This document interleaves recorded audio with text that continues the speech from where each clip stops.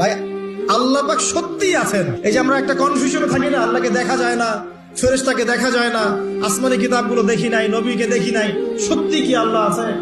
যখন নাস্তিকরা কিছু উদ্ভট যুক্তি তর্ক উপস্থাপন করে মানুষ কনফিউজ হয়ে যায়, আল্লাহ কি আছে সত্যি সত্যি?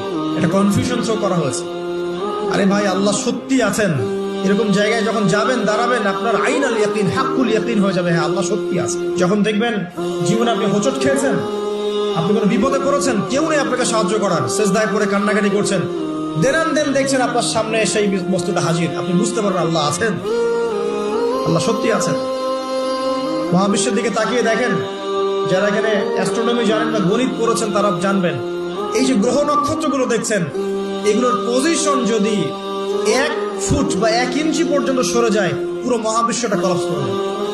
সূক্ষ্ম একটা গাণিতিক তত্ত্ব দিয়ে পুরোটাকে সাজানো হয়েছে।